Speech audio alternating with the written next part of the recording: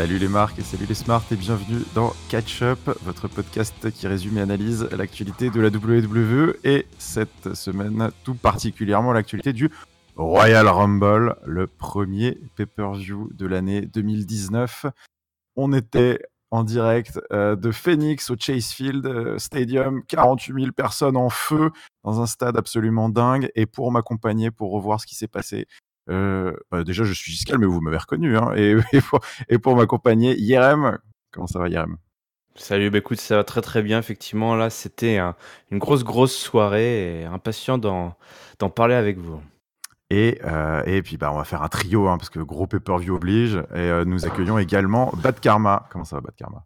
Salut IRM, salut Giscal, salut tout le monde. Bah écoute, j'ai enfin pu dormir un peu, donc je vais bien. Ah, C'est vrai que tu l'as regardé en direct, Bad Karma. Et ouais, je l'ai regardé en direct, et après, comme ça a fini plus tard que ce que je pensais, je me suis dit, bon bah je vais pas dormir, je me coucherai plus tôt ce soir, c'est tout. Puis je me suis couché à l'heure à peu près normale, et donc là, j'ai fait une grosse nuit, mais là je suis chaud, je suis prêt, motivé. On va recharger les batteries. ouais, nous C'est on ça. avait opté pour une autre option avec Yerem, on l'a regardé hier soir. Enfin, ça dépend quand est-ce que vous verrez quand est-ce que vous écouterez la review, mais lundi soir, tranquillement, avec quelques bouteilles de vin et l'apéro. Ouais, c'est pas mal aussi. Hein. C'était pas mal aussi. D'autres Ouais, conditions. C'est un peu J'ai moins pas regardé foufou, tout mais- seul, hein. J'avais un pote à moi, Artegor. On s'était fait une petite bouffe, on a raconté des conneries. D'ailleurs, il m'a demandé de le citer un petit peu, si ça dérange pas, dans le podcast. Ah bah c'est fait là, ça y est. Ah bah ça y est, tu l'as cité, c'est fait. C'est Non, bon. mais il a eu une ou deux réflexions que je voulais reprendre. Ah d'accord, donc tu pourras le bah citer oui, après alors. S'il y a Voilà. eu quelques bons mots, autant les partager. Ouais. Non mais voilà, c'est le pay-per-view qui se prête, hein, à le regarder à plusieurs. Vous pourrez nous dire dans les Ouais. commentaires dans quelles conditions vous avez regardé ce Rumble.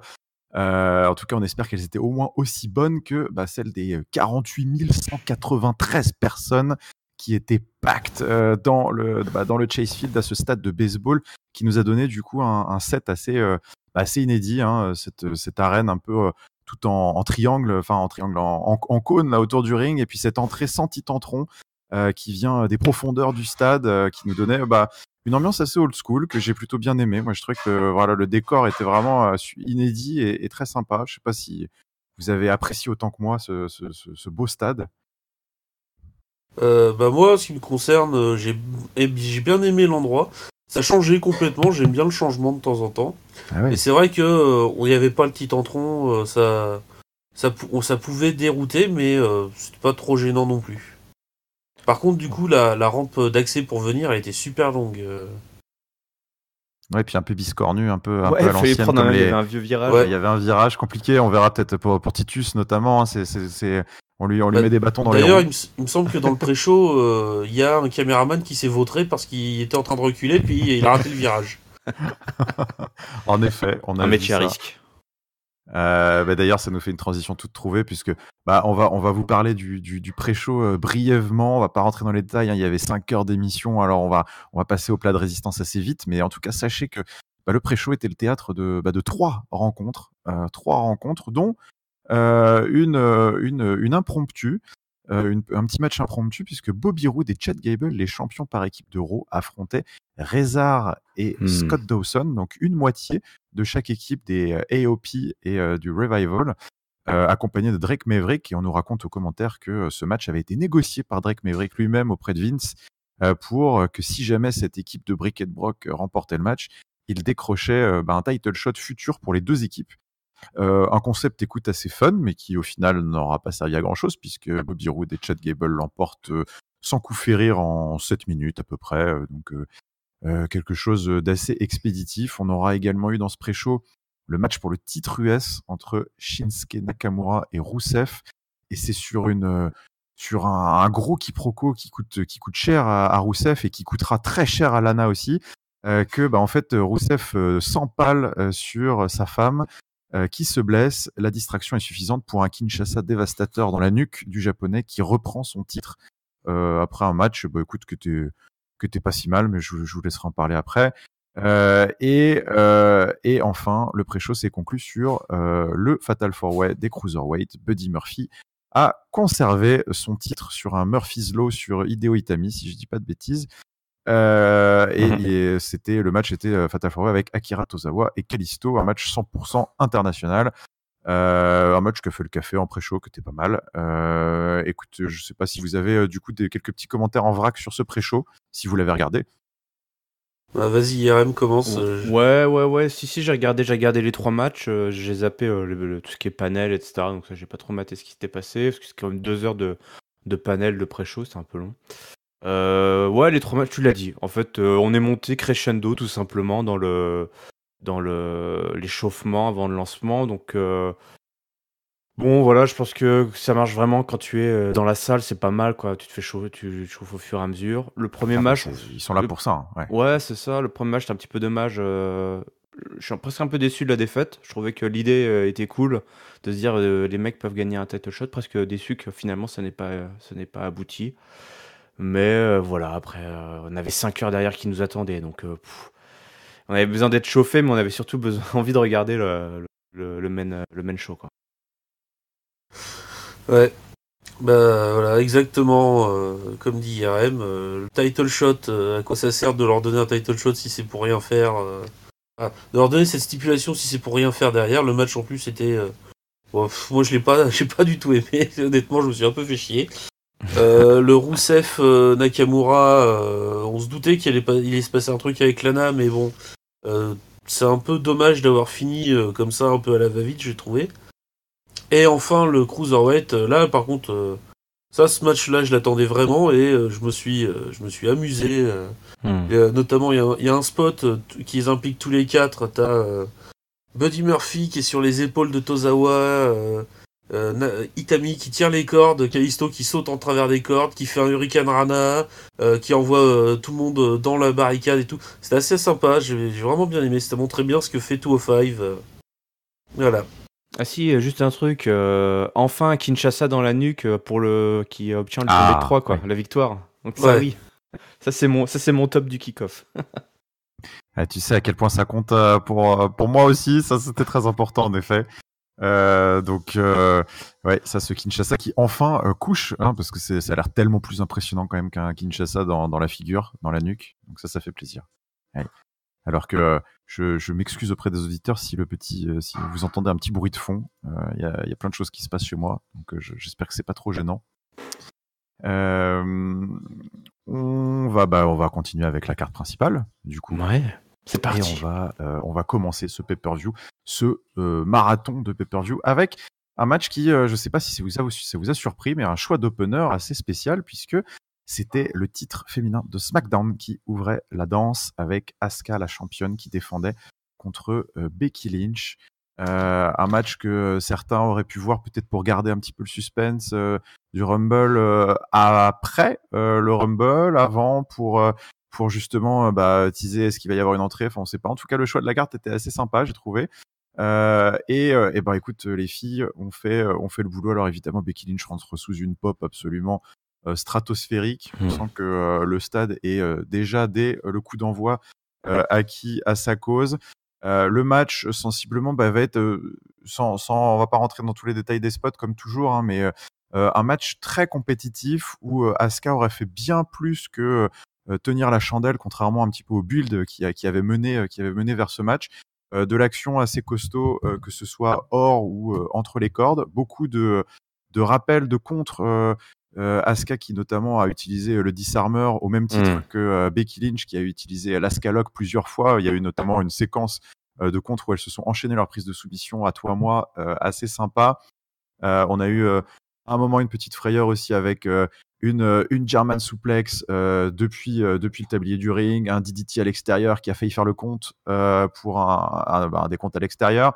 Et finalement, c'est une séquence finale, encore une fois, de à toi à moi de soumission. Becky Lynch qui tente le Disarmer. Mais Asuka qui, une fois de plus, arrive à trouver le contre pour tenter un petit paquet, un tombé. Ça ne fera que 2. Asuka qui place son Asuka Lock. Et alors là, qui nous fait une variante assez dévastatrice, puisque en fait, elle c'est assez compliqué à vous expliquer en audio si vous n'avez pas vu le match, mais en fait, elle fait une sorte, si vous connaissez la prise de soumission que Daniel Bryan utilise parfois, le kettle mutilation, c'est un petit peu ça. En fait, elle va passer au-dessus de Becky Lynch et faire un peu un ponté, ce qui fait qu'elle transforme son Ascalock en un étranglement terrible qui empêche la championne de s'échapper et qui tape. Et là, c'est la première surprise déjà du pay-per-view puisque Becky Lynch, soumise par Asuka en 17 minutes environ, dans un match qui finalement aura peut-être effacé tous les défauts de ce build, à savoir que Asuka était peut-être la championne qui rentrait, je ne sais pas ce que vous en pensez, avec le règne le plus fragile de tous les champions de ce pay-per-view. Et puis là, elle décroche une victoire flamboyante et très compétitive sur une Becky Lynch tout feu tout flamme qui on la voyait pas forcément taper ce dimanche. Effectivement, grosse surprise comme tu l'as dit côté table. Alors ils l'ont plutôt bien amené, parce que c'est vrai que tous ces contres-là de prise de soumission étaient assez dingues. Becky Lynch, moi j'ai beaucoup aimé effectivement que ce soit l'opener. Tu dis c'était beaucoup de surprises, mais effectivement une carte intelligente. Et voilà, Becky Lynch qui a ouvert le pay-per-view comme elle ouvre les weekly en fait.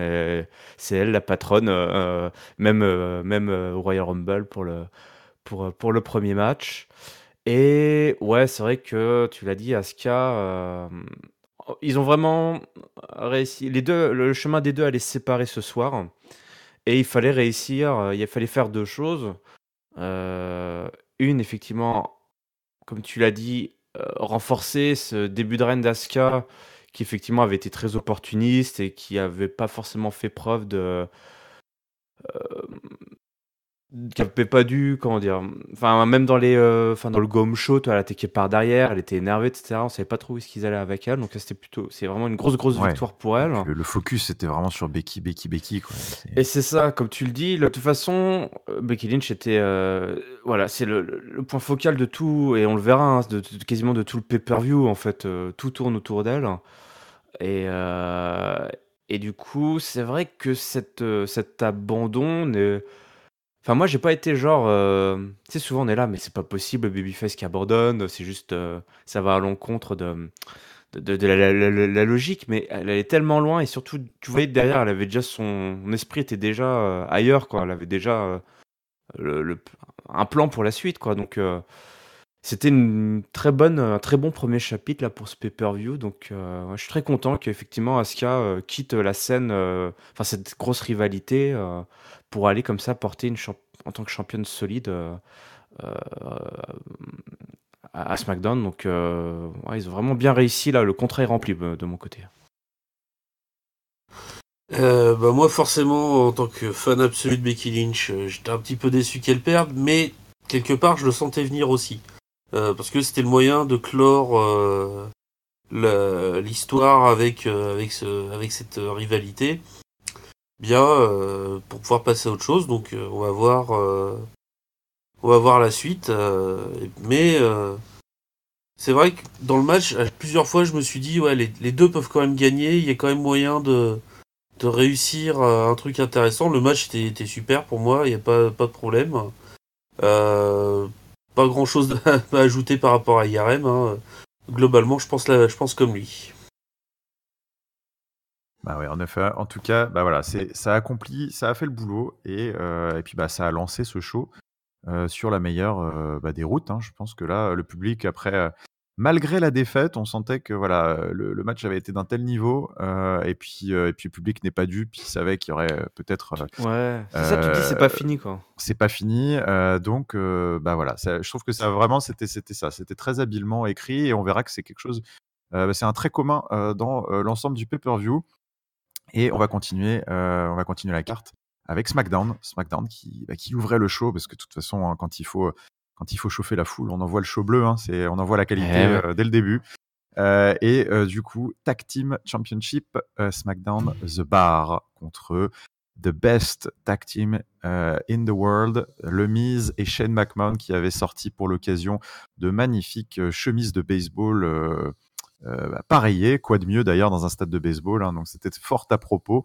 The Bar qui a eu un choix cosmétique sans doute un peu plus douteux, avec une tenue violette qui n'était pas du meilleur effet. Mais Je on va, on- je t'interromps 2 secondes, Giscal. oui, J'ai vu une vidéo qui expliquait certains choix vestimentaires certains dont choix je pourrais. vestimentaires. Alors Et dis-nous. en fait, fallait voir dans le dos de leur veste, ils avaient le gantelet de l'infinité de Oula, Thanos. Le violet, oula. c'était pour Thanos, en fait. Oh, ok. Bah écoutez, voilà, c'est une référence que je n'ai pas vue puisque je ne sais d'ailleurs pas qui est Thanos. Oh là là Donc, là, tu vas te faire des ennemis dans le... Eh ben, écoute, Giscal, toute une éducation à refaire.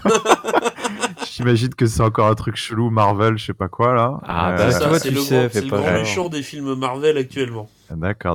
Bon bah voilà, je connais, je le regarde pas, donc je sais pas. Sur- Bon, étant donné que notre audimat vient de baisser de 80%, je vais enchaîner. Euh, Et le match, un match qui s'est peut-être un poil éternisé, presque un quart d'heure, mais qui a Hmm. été, ma foi, plutôt bien construit et à la hauteur de ce qu'on pouvait attendre des deux équipes. Donc un début assez sympa où finalement le Miz et McMahon rivalisent un petit peu de surprise, de vitesse, de contre pour un petit peu semer le doute dans la tête de Cesaro et Sheamus. Donc on voit au début, voilà, quelques petites actions et la morgue des challengers là qui se disent, ah ouais, on est pas là pour rigoler. Vous nous avez sous-estimé pendant 2 semaines. Donc voilà, c'est assez sympa, mais au final, ce qui se passe, c'est que la puissance et l'expérience tag team finissent par reprendre le dessus. Sheamus et Cesaro qui arrivent assez rapidement à isoler Shane McMahon. Euh, et euh, ça part notamment d'ailleurs parce que Shane McMahon tente assez tôt un dive, enfin un saut de la troisième corde vers la table des commentateurs sur Cesaro. Donc assez tôt, la folie de Shane McMahon en fait lui coûte assez cher. Le contre et il est contré, il s'écrase sur les barricades et alors là du coup, le Miz se retrouve pendant tout un moment à 1 contre 2. Il subit un petit peu la loi des champions, les coups de butoir de Sheamus dans les cordes là quand il tape 10 fois sur le torse de son adversaire. On a bien évidemment tout le jeu de tag team des méchants. Donc il y a une longue période de heel hit jusqu'à c'est généralement entrecoupé de petites tentatives de tomber, de petits paquets, mais généralement assez vite mis à mal par les champions qui continuent de dominer. On finit par trouver un hot tag quand même sur Shane McMahon et Shane McMahon qui la tente de placer Sheamus dans le coast to coast. Il est contré par Cesaro, mais finalement pour très peu de temps. Et alors là, du coup, McMahon colle une patate à Cesaro et il le place par-dessus Sheamus dans le coin du ring. Donc là, on pense que ça va être le double coast to coast. Ça n'arrivera finalement pas. C'est contré par un Cesaro qui se relève plus vite. Et alors là, Cesaro qui entame peut-être l'un des plus longs Cesaro Swing de mémoire récente. Incroyable. Je ne sais pas combien de fois il a tourné. Sous Si vos vous avez applaudissements. compté, sous vos applaudissements, si vous avez compté, donnez-nous le compte des Cesaro Swing, absolument exceptionnel. Ouais. Et pourtant, ça ne suffit pas à coucher le terrible Shane McMahon plein de volonté qui arrive à placer un triangle choke. Donc c'est un peu le Hell's Gate de l'Undertaker pour vous situer. Et qui d'ailleurs est au bord de faire perdre connaissance à Cesaro. On se dit c'est pas possible. Il va pas soumettre comme ça Cesaro. Sheamus arrive et contre. Et donc là on rentre dans la séquence un petit peu finale. Avec de très très beaux near fall, un double team notamment avec un white noise sur le Miz qui n'aura qu'un compte de 2 et Cesaro qui tente de retenir Shane McMahon pour placer un brogue kick dévastateur et définitif, rappel de ce qui s'était passé à SmackDown la semaine passée. Et là le Miz arrive, sauve son copain, Cesaro bouffe le brogue kick, Miz chope Sheamus skull crushing finally et ça permet pendant ce temps-là à McMahon de monter sur la troisième corde et là s'il vous plaît WrestleMania moment des familles, shooting star press du fils du patron à 49 balais pour le compte de 3 bien évidemment devant une foule qui est absolument en fusion à ce moment-là dans un match qui finalement aura été entièrement construit et même les semaines précédentes voilà pour ce moment et cette prise de titre qui était me concernant des plus jouissives. Eh ben là, j'ai l'impression que j'y étais là. J'ai revécu ce moment incroyable. C'était assez fou, comme tu l'as dit, tout était construit et c'est sûrement ça que certains pourront reprocher à ce match évidemment, c'est que grosso modo on a mis tout le monde à niveau pour que Shane O'Mac brille de mille feux ce soir, parce que effectivement l'histoire, elle ne concerne ni Sheamus ni Cesaro. Elle concerne deux fils qui cherchent l'approbation de leur papa. Ils l'ont obtenu, en tout cas le Miz, puisqu'il allait fêter sa victoire dans les bras de son père, qui a approuvé, comme ça il était ringside. Donc voilà, le papa de Miz avait fait le déplacement. On peut imaginer qu'effectivement Vince était aussi très fier de son fiston dans la Gorilla Position. Donc voilà, moi effectivement, j'accepte le fait que Sheamus et Cesaro ont clairement, avaient clairement le pied sur le frein, vu tout ce qu'ils nous proposent depuis leur run d'équipe. Enfin, c'était juste pas crédible le fait de se faire rouler dessus comme ça par Out-Wesley comme par Shane McMahon, comme à chaque fois il le fait. On se souvient qu'il l'avait fait avec Kurt Angle et on trouvait ça improbable. Donc, ouais, il faut dire, ok, bon, bah, faut accepter ça. Si t'acceptes pas, ça marchera pas.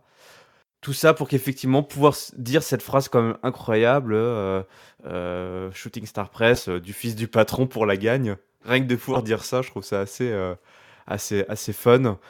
Donc, ouais, moi, c'était vraiment du fun à l'état pur, quoi, ce match. Donc, moi, j'y ai trouvé mon compte. Ouais, exactement. Tout pareil. Du fun. Bien rigolé. Alors les chemises étaient assorties pour Shane et Miz. Petite différence, c'est que Miz avait sur sa chemise Miz and Mac plutôt que Ouais. Miz au Mac, pour montrer qu'en fait il était avec Shane, il n'était pas son égal non plus exactement. Mais à la fin, ce Shooting Star Press purée, je m'en remettrai pas, je pense. Ça scotché le public, ça m'a scotché moi.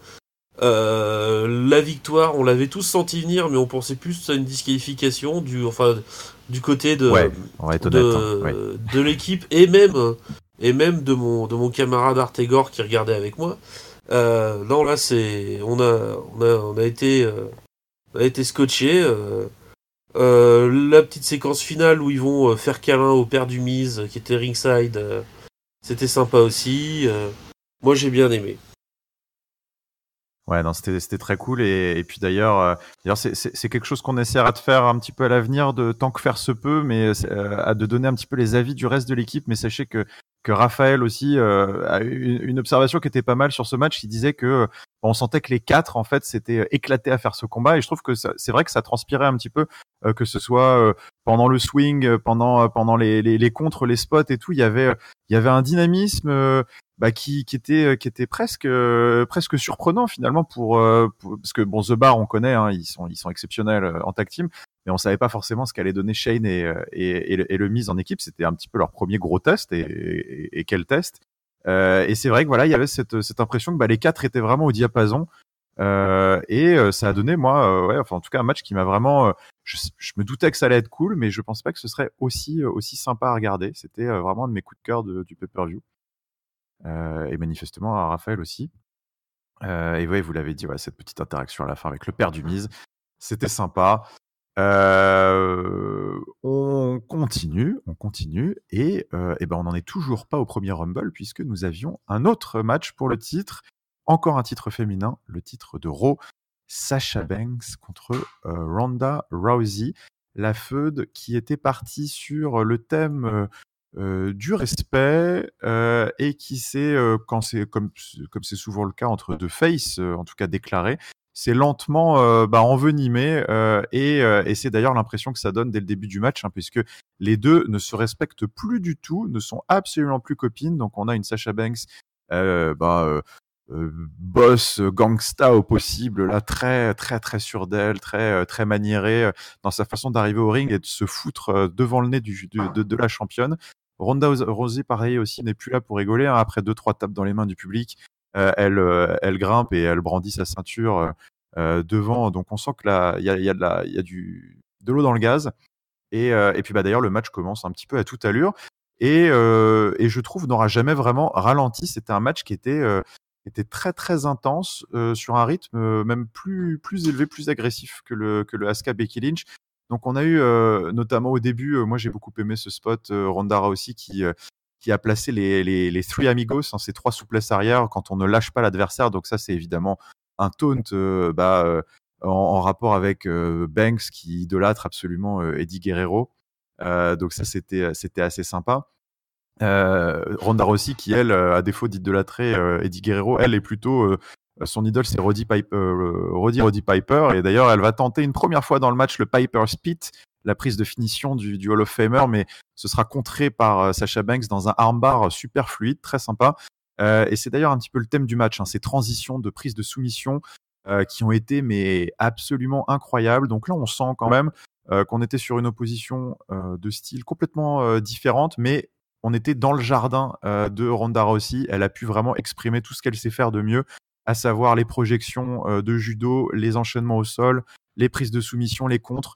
Donc là, vous me donnerez votre avis après, mais moi j'ai trouvé qu'il y avait quelque chose d'assez organique dans ce match au niveau des contres de prise de soumission. On avait vraiment l'impression de voir deux lutteuses essayer de gagner la position, la dominance sur l'autre et d'essayer de placer des prises un petit peu dès que c'était possible. D'ailleurs, on n'était pas sur elles n'étaient pas tout le temps en train d'essayer de placer leur armbar ou leur bank statement. Il y avait des changements, il y avait des triangles, il y avait des étranglements, il y avait des crossface, il y avait un petit peu de tout.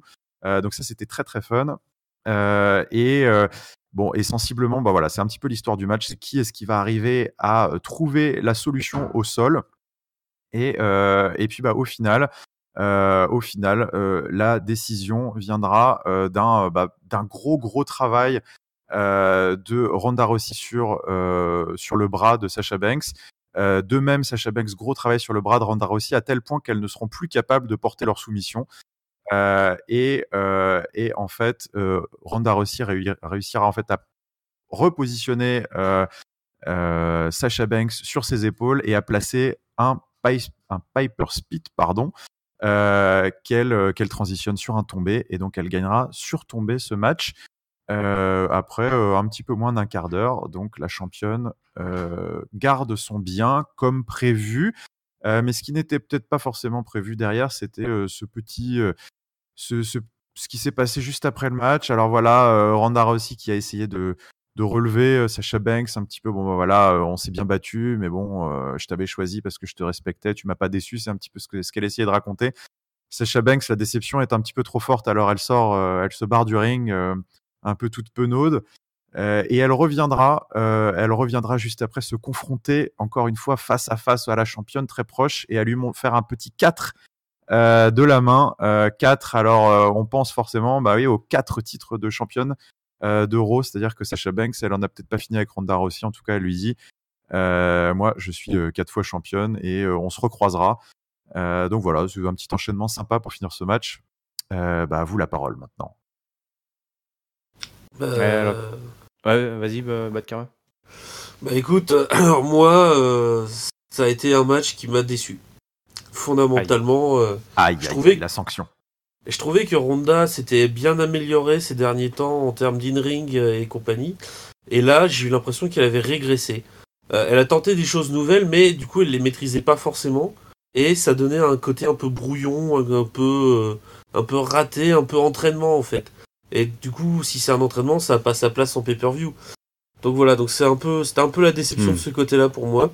Le taunt à la fin, ça fait plusieurs années qu'on sait qu'ils veulent faire un match entre d'un côté Banks, Bayley, Charlotte et Becky, et de l'autre Ronda, Shayna Baszler, Marina Shafir, Jessamine Duke. C'est pas un scoop ça, ils sont en train de le builder tout doucement. Voilà. Mais ouais, déception en ce qui me concerne. Et qu'est-ce que t'as pensé de Sasha Banks ? Il y a plusieurs moments, j'ai trouvé qu'elle était pas, elle retombait pas bien. Pareil, elle était pas en forme pour moi. Il y avait un truc qui allait pas.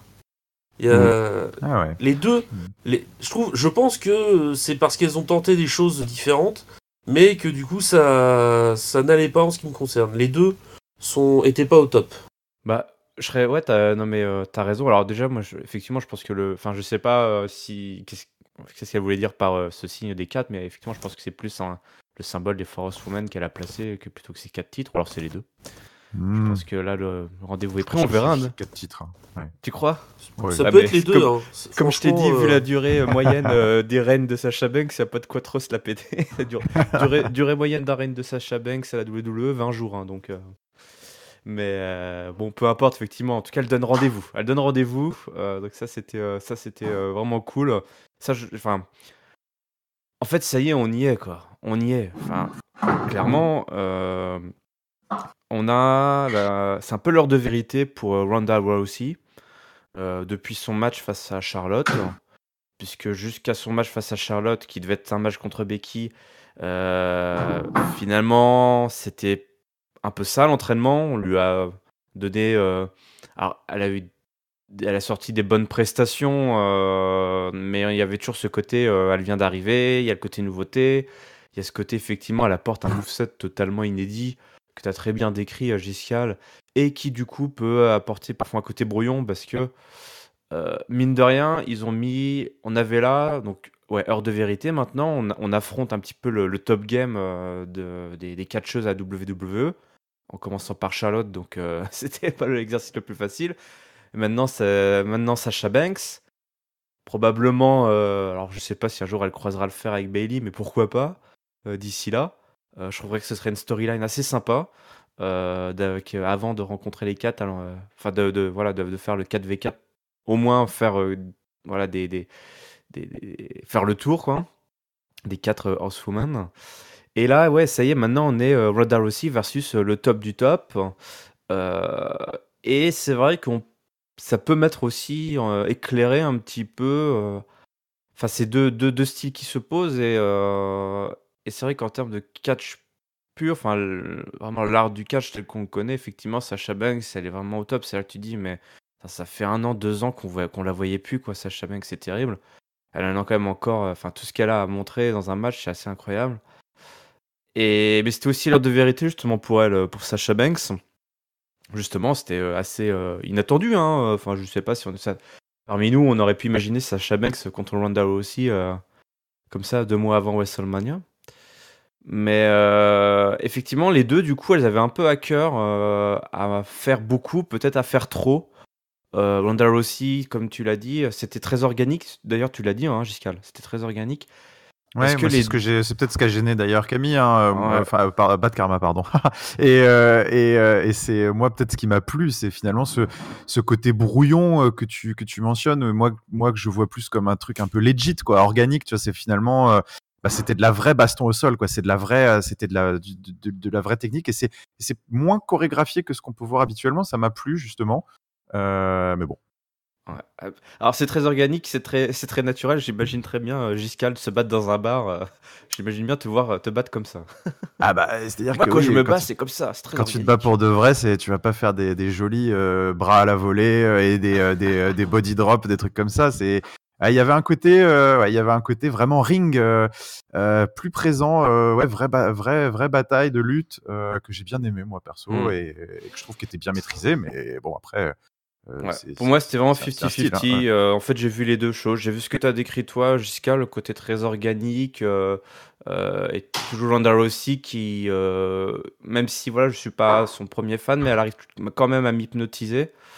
Euh, et puis, comme le dit Bad Karma, vraiment ce côté un peu brouillon, un peu. Voilà, ouais, un peu brouillon. C'est pas aussi. Comment dire? Ouais, enfin, tu te dis, un jour, peut-être, on arrivera vraiment à avoir un match de haut niveau,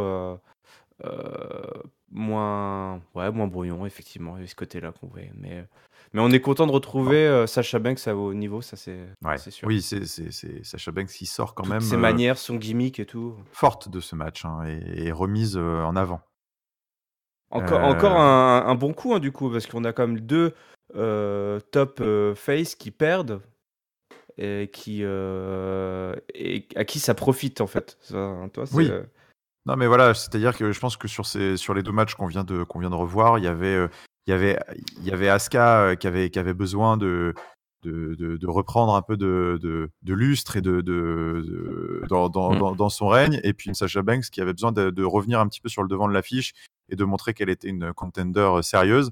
Je pense que les objectifs, en tout cas de ce point de vue-là, ont été remplis dimanche à Phoenix. Ouais, ça c'est sûr.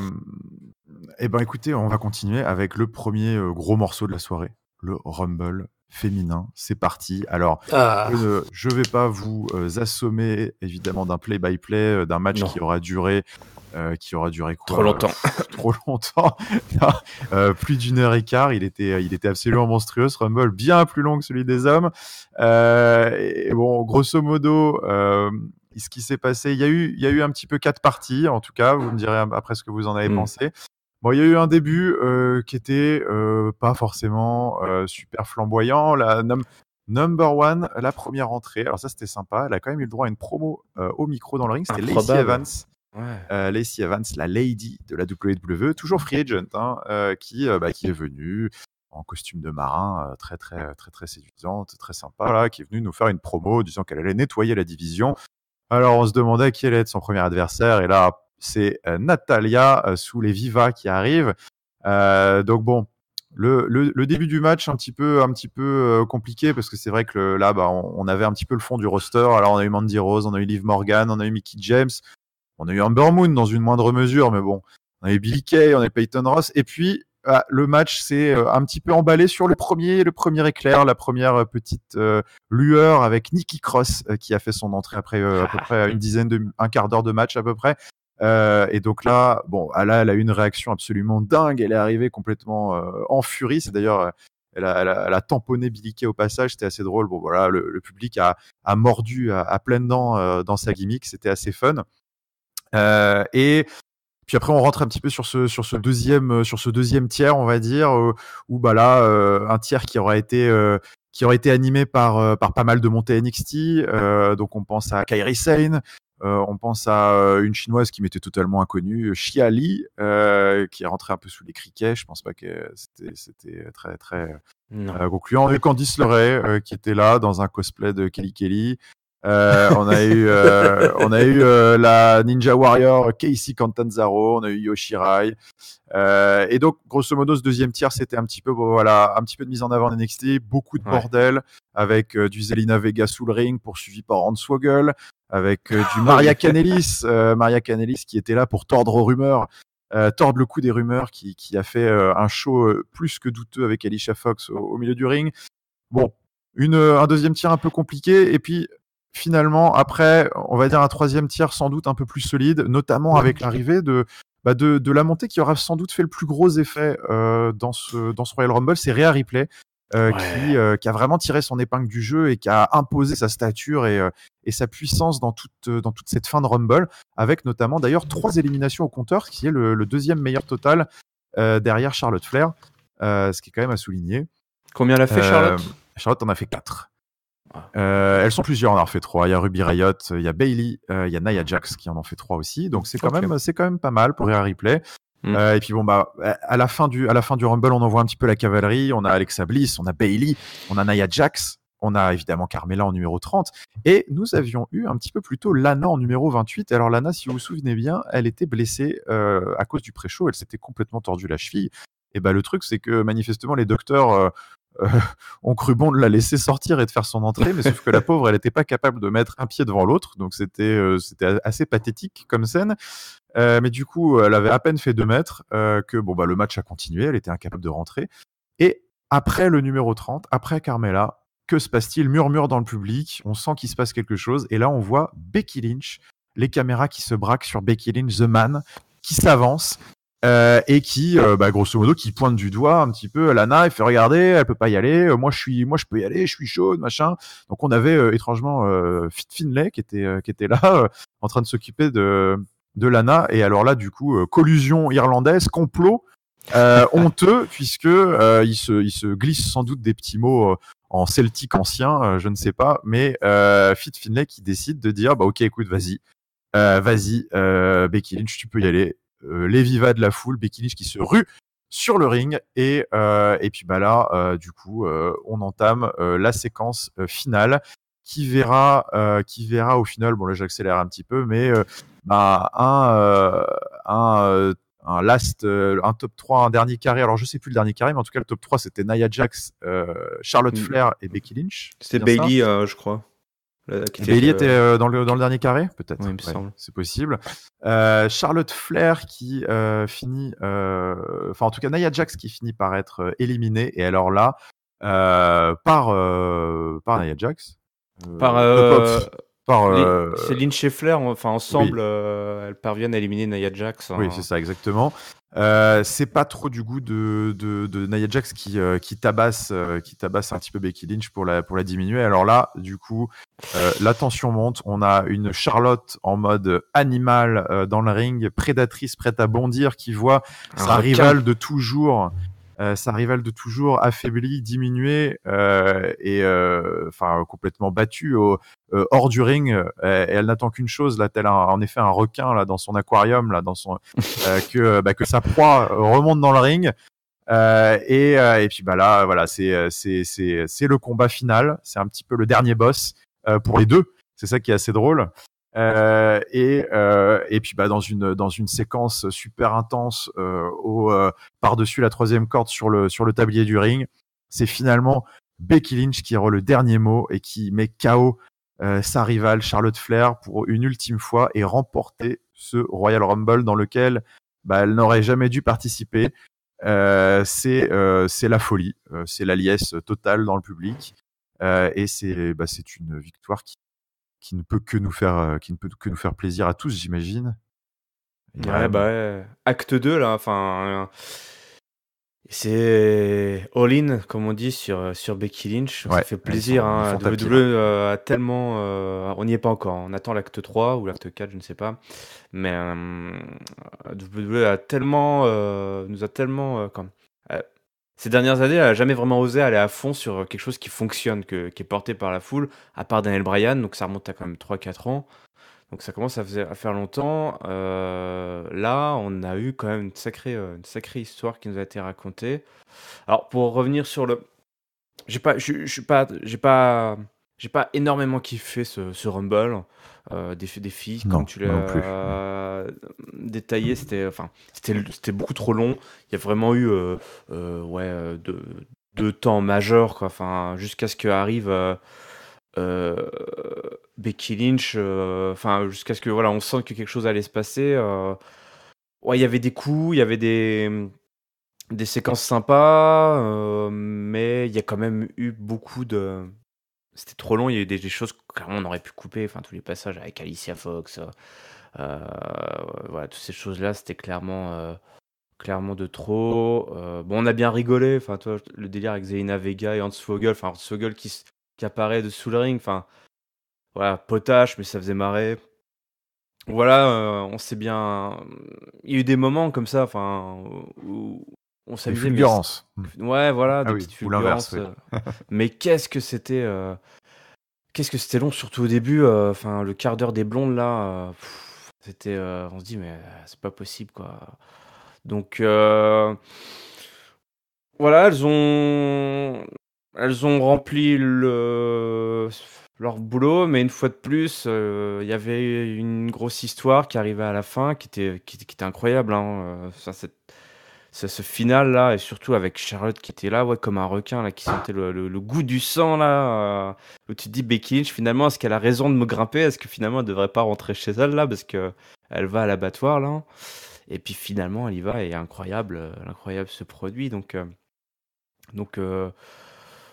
ouais, voilà, si tu regardes ça avec le prisme de l'histoire de Becky Lynch, c'est super et c'est ce qu'il faut retenir, parce qu'une fois de plus, hein, tout a été construit autour de Becky Lynch.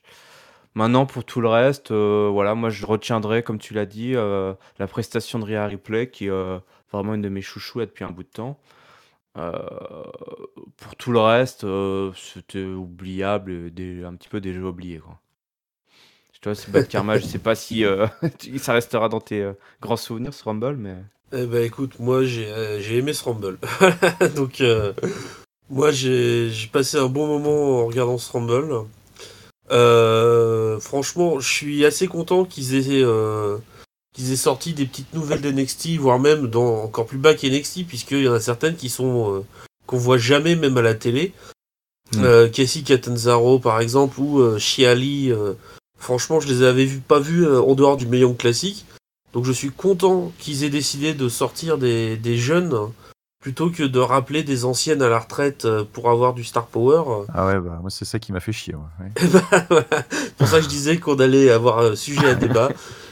Puisque pour moi, ça montre qu'ils se sentent suffisamment confiants dans leur division féminine actuelle à tous les niveaux pour se permettre de sortir des filles inconnues et qui du coup représentent plutôt l'avenir, alors que des filles qu'on sait qu'elles sont à la retraite, tu sais qu'elles gagneront pas. Et les nouvelles, tu dis ouais, sur un malentendu, ça pourrait fonctionner, pourquoi pas. Mais donc sinon, ouais, il y a quand même eu des longueurs, effectivement, des passages un peu chiants. Moi, j'ai bien aimé Alicia Fox qui pète un câble devant Maria, qui fait n'importe quoi. Ça m'a fait rigoler, j'ai adoré. En fait, tout dépend de ce que tu bois ou de ce que tu fumes au moment où ça se passe, quoi. Oui, peut-être. On avait rien pris de...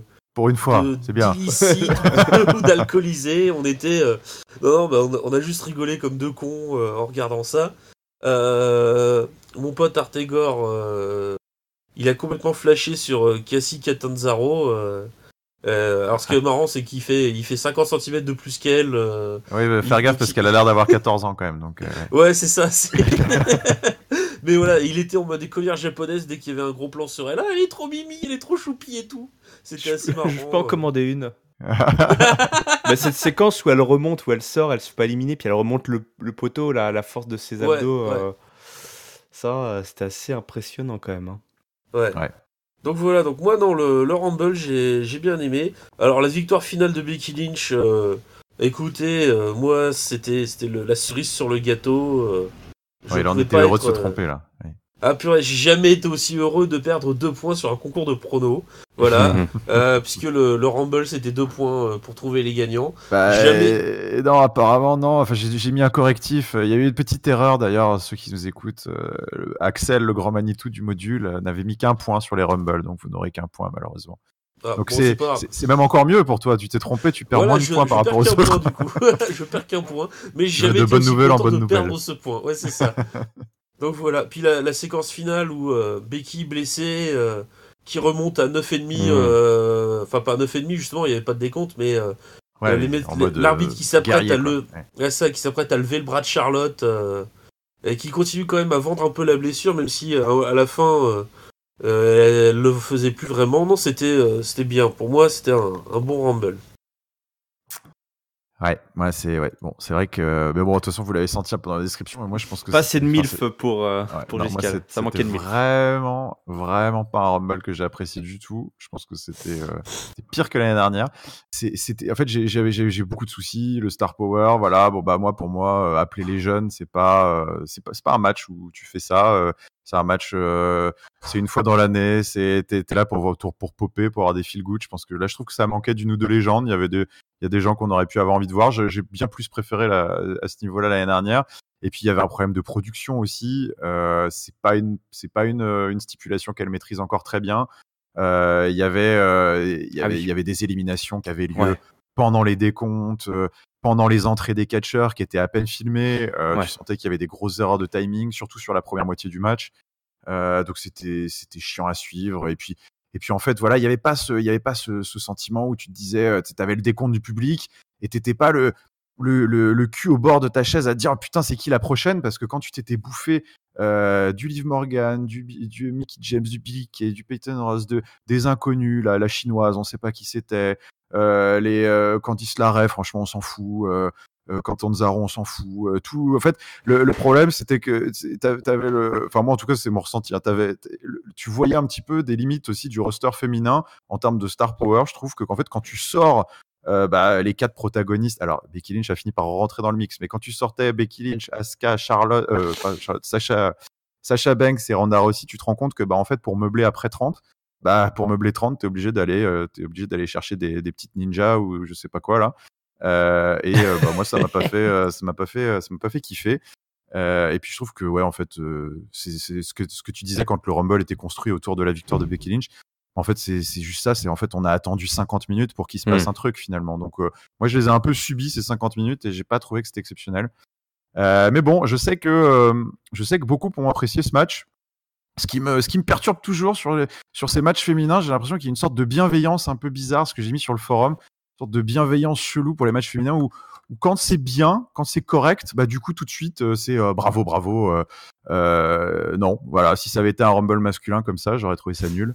Ouais, c'est vrai qu'on a tendance à peu, enfin, on peut avoir, c'est un on très générique, hein, parce Ouais. qu'on peut aussi, même à Catch-Up, on n'hésite pas à dire quand on n'aime pas, même quand c'est les filles, comme il n'y a pas forcément besoin de bienveillance, mais c'est vrai j'imagine que notre ressenti, en tout cas, général, est assez pondéré par des années d'ère des divas Oui, de et médiocrité aussi. voilà, on se Oui, contentait de sans doute. médiocrité, si ce n'est même pire, on pouvait creuser, on creusait.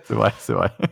Donc là, c'est vrai que là, tout d'un coup, il y a une sorte parfois de bienveillance, mais après, voilà, là, effectivement, si toi, il te faut du star power, Ouais, moi c'est ça qui m'a manqué. Après voilà, je vous donne, moi aussi ouais. j'utilise un on un peu générique. Je me mets dans la peau de peut-être d'un spectateur plus lambda qui regarde le Rumble et franchement, je pense qu'il y a des moments du Rumble où tu se demandais qui était dans le ring quoi. C'était un peu jusqu'au dernier tiers, c'était un peu compliqué, moi je trouve. Mais c'est Et mon avis.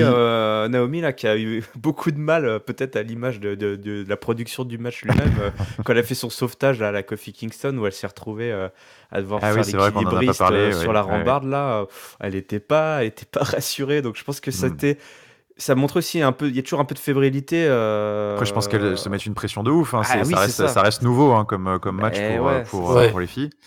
Ouais. Bon, je suis peut-être un peu sévère sans doute, mais bon. La Euh, vérité Alors, est entre les deux. C'est Je la vérité vais, sans doute entre les deux. je vais mettre l'avis également de mon pote Artegor, qui en une phrase résume son opinion du match. Elles ont toutes fait mieux que Ronda Rousey. Voilà. Voilà ce qu'il dit. Bon, alors je suis décidément pas d'accord avec Artegor, mais bon. En tout cas, c'était un sacré morceau. Quelques petites stats en vrac. Je vous ai mentionné un Charlotte Flair, record d'élimination avec 4, suivi par un petit peloton de 3. On en a parlé. Bayley, Ruby Riott, Nia Jax, Rhea Ripley. Au niveau de l'Iron Woman, de manière assez surprenante, c'est Natalia qui est rentrée en numéro 2, qui a duré 56 minutes. Et Ouais, elle est elle a été suivie. sortie. Excuse-moi, Natalia, elle a été sortie vachement tard. Elle a été sortie très très tard, elle est sortie en Général, 23e. Ouais. Général du ring, bon, qui n'aura pas fait grand chose, mais qui aurait quand même éliminé 2 personnes. Et en fait, elle était suivie de très près, et j'ai trouvé que c'était dommage que ce soit pas elle, par Ember Moon, qui avait quand même fait plutôt un bon Rumble, 52 minutes, mais qui, elle, n'aura éliminé personne. Donc c'est un Rumble un peu en demi-teinte, mais j'ai quand même eu le sentiment qu'elle était assez présente. Et Charlotte complète le podium avec 50 minutes dans le ring, rentrée en 13e, éliminée en avant-dernière, évidemment, enfin en dernière du coup, avec 4 éliminations. Et après, derrière ça, personne n'aura dépassé la demi-heure. Donc c'était vraiment les 3 qui auront trusté le temps de présence. Et qui est-ce qui est éliminé le plus rapidement? C'est Liv Morgan qui a duré 8 secondes. D'accord. Elle est rentrée, puis elle était éliminée directement par Natalia, d'ailleurs, justement, sous la pop du public. Moi aussi j'ai popé à ce moment-là, je voulais pas voir Liv Morgan dans le ring. Allez, on va enchaîner parce que mine de rien, il nous en reste encore pas mal. Et on va continuer avec le match pour le titre WWE entre Daniel Bryan, le champion de la planète, et AJ Styles, le propriétaire de la maison SmackDown, qui était là pour réclamer son dû, sa ceinture. Bon, honnêtement, je vais pas passer trop de temps sur le descriptif de ce match que j'ai trouvé moins bon que le dernier match qu'ils ont fait. Alors évidemment, il y a eu quelques spots assez sympas, mais c'était du classique. Les moments forts, on va dire, c'est sans doute le 450 splash de AJ, toujours super impressionnant, de la 3e corde contrée par les genoux de Daniel Bryan. On a eu quelques jolis, évidemment, ils se connaissent par cœur, des transitions entre le Calf Crusher et le Bell Lock, pas le Yes Lock, attention. C'est terminé tout ça. On a eu peut-être une séquence assez longue de tentatives de tomber, de backslide juste avant le final du match, de crucifix spin, des phénoménal forearm contrés, et puis finalement cette séquence un petit peu longue aboutit à un Pele kick de AJ Styles qui à ce moment-là du match prend un avantage qui commence à sentir bon. Et alors là, encore une fois, murmure dans l'arène. la caméra qui se tourne vers l'entrée. Et alors là, c'est la stupeur, c'est le what the fuck. Eric Rowan, en chemise de bûcheron, t-shirt noir, barbe plus soyeuse et plus magnifique que jamais, qui arrive, alors là, qui avance tranquillement vers le ring, devant la stupeur vraiment du public et des téléspectateurs. À ce moment-là, on était un peu scotchés, on se regardait, qu'est-ce qui est en train de se passer? Donc bon, le match du coup suit un petit peu son cours, hein, Eric Rowan qui s'installe tranquillement, Styles qui s'était un petit peu arrêté de catcher a permis à Bryan de revenir dans le match, ça brawl, et à ce moment-là, Bryan qui couche l'arbitre sans faire exprès ou pas, on ne sait pas avec lui maintenant sur une tentative d'Enzugiri contrée par AJ Styles. L'arbitre est au sol, AJ Styles qui place son Styles Clash, mais il n'y a plus d'arbitre et c'est à ce moment-là que Eric Rowan, comme on le pressentait de par son style vestimentaire, nous ne sommes pas dupes, arrive dans le ring, attrape AJ Styles par la tête, hein, vraiment, il lui chope la tête à pleine main et il lui place une sorte de choke slam un peu modifié là, un skull slam, je sais pas comment il appellera ça, qui manifestement est absolument dévastateur puisque AJ Styles, qui ne s'était pas pris un seul finisher de tout le match, est couché pour à peu près 10 secondes, ce qui permet à l'arbitre de se réveiller et à Bryan de faire le compte de 3, et donc une victoire sur assist pour Daniel Bryan, qui s'en va bras dessus bras dessous avec son nouveau compagnon, devant toujours une certaine stupeur, une certaine torpeur du public qui ne s'est pas vraiment remis de ce qui s'est passé, j'ai l'impression. Est-ce que vous avez compris ce qui s'est passé? Non. Non. Déjà parce que quand j'ai regardé en direct, c'est un moment où on a complètement décroché. On n'a pas réussi à rentrer dans le match avec mon pote. Et donc, on a levé la tête quand on a vu Eric Rowan qui arrivait. On s'est dit, qu'est-ce qu'il fout là? Et puis, à la fin, on a dit, mais pourquoi? Qu'est-ce qui s'est passé? Bon, ok, je veux des explications maintenant. Voilà, j'en suis à ce stade-là. Ouais. C'est l'expectative. Exactement. Ouais, non, c'était chelou. Alors après, avec sa chemise en flanelle, là, le gars, il s'était un peu cramé sur son alignement, mais c'était dur, hein. Enfin, moi, j'ai vraiment... 25 minutes, hein. Moi, j'ai pas du tout aimé ce match. En fait, dans ma tête, c'était encore un match d'AJ Styles dans une rivalité d'AJ Styles. Et en fait, AJ Styles n'arrive pas, enfin en tout cas c'est depuis un an, n'arrive pas à me transporter.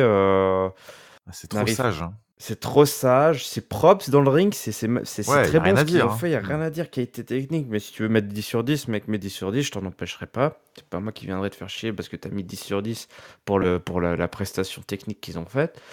Mais le mec, il laisse ses adversaires tout seul porter l'histoire, quoi. Et heureusement qu'on a Daniel Bryan, heureusement qu'on a des Samoa Joe, parce que sinon on n'aurait pas des AJ Styles. Le mec serait tout seul là à faire ses 450. Enfin, c'est super. Enfin, qu'on se trompe pas, hein, c'est magnifique ce qu'il fait. Enfin, le mec est d'une précision chirurgicale dans ce qu'il fait. Il a un certain star power auprès de la foule parce qu'il représente effectivement enfin les gens, enfin je sais pas, il y a ce côté effectivement SmackDown et AJ Styles, enfin le mec qui fait partie vraiment du paysage maintenant de la WWE.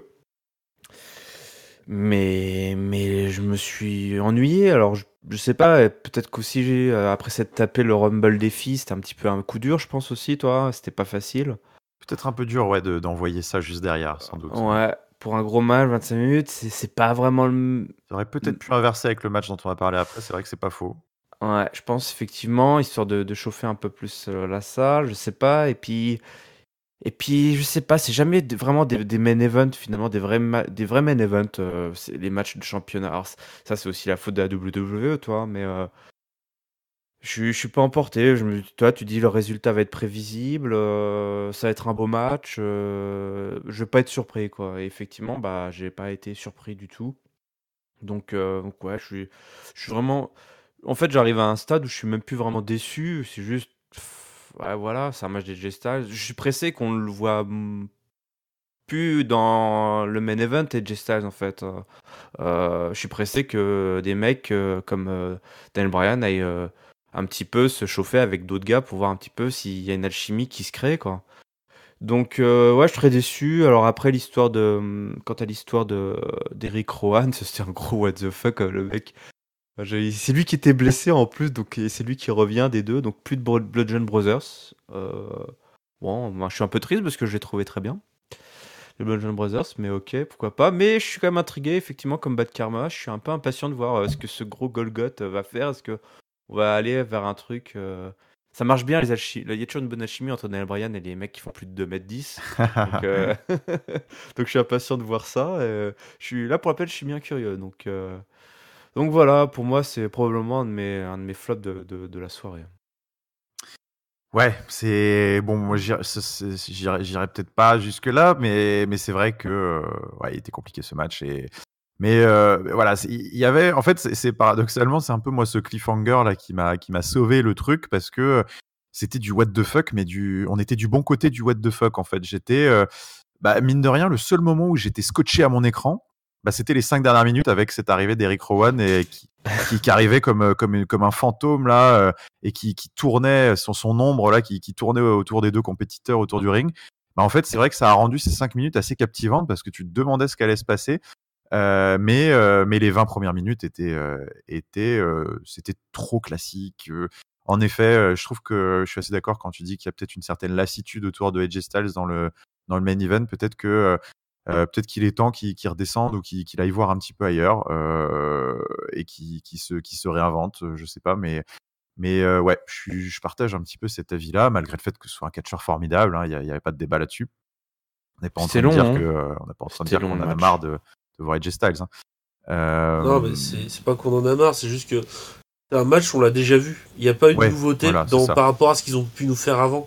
Ouais. C'était un peu décevant, ça. Ouais. Voilà. Surtout que ça ne correspond pas du tout à l'histoire qu'on nous a racontée en weekly. Le mec était censé avoir montré une part de lui beaucoup plus sombre. Voilà, enfin, tout l'angle avec Vince McMahon n'a servi absolument à rien. Non, c'est vrai qu'on est passé à côté de pas mal de choses dans ce match. D'un point de vue storytelling, moi je trouve pas. Alors, c'est pas une erreur aussi majeure que le match entre Rollins et Ambrose. C'est ce dont j'allais parler exactement. Ouais. Mais ça se tient là, quoi. Ça se tient quand même là. C'est genre, il passe à côté. Le match ne correspond pas à l'histoire qu'on nous raconte. Ouais, je suis très d'accord avec ça. Ouais. J'allais faire cette comparaison dans une moindre mesure, en effet, parce que le Rollins Ambrose, c'était un raté incroyable. Mais c'est vrai que là, voilà, on avait une sorte de dream match pour clore une rivalité qui était quand même assez chaude et qui était voulue de tous. Et au final, on a un produit tiédasse quoi, qui nous est servi et c'est pas normal quoi. Donc. Et puis, vas-y, t'as raison. Vas-y. Et puis aussi, le fait qu'il y ait l'intervention de Rowan à la fin fait que Styles peut réclamer un nouveau rematch ou un truc comme ça en disant j'ai été floué, Mais arrêtez, stop, on n'en peut plus de cette rivalité, voilà, on le dit tous. Ils sont très bons dans le ring, mais moi j'ai décroché parce que j'en peux plus de les voir en fait. Styles, il est dans la main event picture de SmackDown depuis 1 an et demi. Faut peut-être qu'il fasse une pause, voilà. Ouais. Ah, ils vont changer. Je sens qu'on va avoir quelques petits matchs avec, je sais pas, Rey Mysterio, Mustafa Ali, Daniel Bryan. Je suis sûr, il va avoir de quoi travailler là jusqu'à WrestleMania. Donc on espère qu'en effet tout ça va changer assez rapidement. Mais bon, c'est raté. Mais par contre, il y en a qui se sont pas loupés. Enfin, en tout cas, me concernant, parce qu'on va attaquer le coup de cœur de la soirée. Pour moi, c'est le match pour le titre universel entre Brock Lesnar et Finn Balor, celui à qui on ne donnait pas une chance. Souvenez-vous, hein, il y a eu une construction express de Finn Balor dans le main event de Raw en 2 semaines, double promo avec le Big Boss Vince McMahon, avec des échanges au micro avec Vince McMahon. Il a battu John Cena clean au milieu du ring dans un Fatal 4-Way pour remporter son match. Il a battu ensuite Braun Strowman par disqualification alors qu'il l'avait quasiment pour le compte de 3. On ne saura jamais après son coup de grâce lors du Go Home Show. Finn Balor arrive avec un momentum de fou, mais il arrive surtout avec l'étiquette du David contre Brock Lesnar, le Goliath. Et on ne donne pas cher de sa peau. Ça a été martelé dans tous les packages vidéo. On a même eu le droit à un graphique à la MMA un peu Ouais. Tales of the Tape, là, comme ils font, où ils donnent un petit peu le poids, la taille, le reach, la longe, le nombre de jours de règne de champion. C'était assez drôle. 1 pour Finn Cumulé. Balor et je sais pas combien de centaines là pour. Ouais, j'aime bien, c'est que c'était précisé en cumulé en plus, toi. Ouais, Ouais, donc c'est ça, au nombre cumulé. donc c'était assez drôle. Donc voilà, ça a été martelé. Il n'a aucune chance. Même à SmackDown, je sais pas si vous aviez tilté là-dessus, mais c'était assez drôle. Il y avait une promo à SmackDown où R-Truth et Carmella sont dans les coulisses. On lui demande à R-Truth si tu gagnes le Rumble, qui tu vas affronter. Et était là en train de dire ouais, je sais pas, Daniel Bryan ou AJ Styles, je sais pas. Et il dit bah ouais, le ceinture universelle, ça t'intéresse pas? Oh non, pas Brock Lesnar. Tu vois, même pas de mention de Finn Balor. Il n'existe pas. Et ben le moins qu'on puisse dire, c'est qu'il aurait existé dans un match qui a duré 8 minutes, un sprint, clairement construit comme on s'y attendait, mais construit de manière très efficace. La montagne est clairement trop grande sur les premières minutes, elle est trop haute. Finn Balor qui est martyrisé par Brock Lesnar qui joue sur sa puissance. Et tout bascule à un moment où l'action est hors du ring et Finn Balor qui arrive à projeter Brock Lesnar sur le coin de la table des commentateurs. Et en fait, Brock Lesnar se prend le coin de la table dans l'estomac. Et donc là, évidemment, on rappelle les blessures, d'ailleurs, qui avaient écarté Brock Lesnar de sa carrière en MMA pendant très longtemps. C'est la diverticulis. Alors, je ne sais pas si en français c'est ça, mais il a des problèmes aux intestins qui l'ont empêché de combattre. Et donc, du coup, on joue là-dessus. Ce qui est plutôt bien joué d'ailleurs, puisqu'on sait que le coup de grâce de Finn Balor, sa prise de finition, c'est finalement, il s'appuie de tout son poids sur l'abdomen de ses adversaires.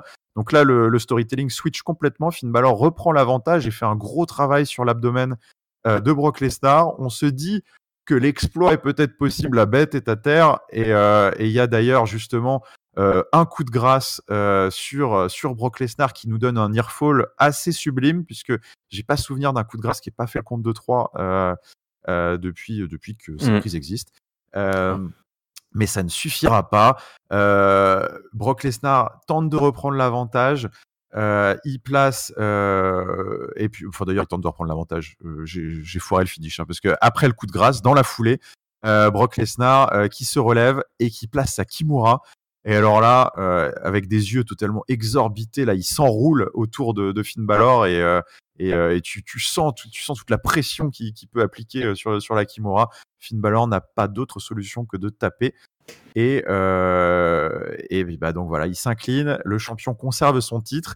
Et d'ailleurs après le match, on le voit, il souffle, il a eu chaud, Brock Lesnar. Et puis bah finalement, c'est peut-être ce qui pouvait arriver de mieux à ce match, c'est qu'on savait qu'il allait gagner, mais il a eu très très chaud et ça s'est ressenti et c'est ça qui était sympa. En tout cas, moi, c'est ça qui m'a plu.